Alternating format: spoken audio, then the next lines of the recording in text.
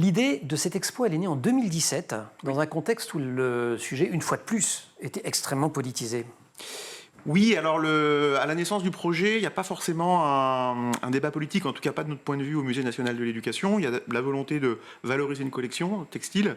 Le Musée national de l'éducation, c'est 950 000 objets et documents qui relatent l'histoire de l'éducation du XVIe siècle à nos jours. Donc un ensemble très vaste dans lequel on trouve une collection qu'on pensait nécessaire à ce moment-là de valoriser. Et puis aussi, je pense que c'est le fruit d'une réflexion plus générale sur le corps, sur les apparences, qui croise aussi le monde des musées actuellement et qui nous a fait nous emparer, qui nous a incité à nous emparer de ce sujet. D'accord, mais ce n'est pas que uniquement on replonge dans notre fond et on replonge dans nos archives, c'est qu'il en était question dans l'actualité, oui. Et notamment autour d'un débat récurrent et qui est traité de facto dans l'exposition, qui est la question de l'uniforme.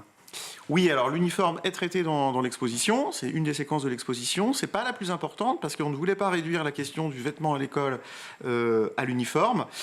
Il faut savoir que cet uniforme, dans l'enseignement public, il n'a été porté que par une petite minorité d'élèves, c'est-à-dire les internes garçons dans les lycées de leur création. Donc sous Napoléon. Voilà, c'est ça, jusqu'aux années 1920-1930. Et si on s'arrête une seconde sur cette phrase-là, parce qu'elle comporte beaucoup de...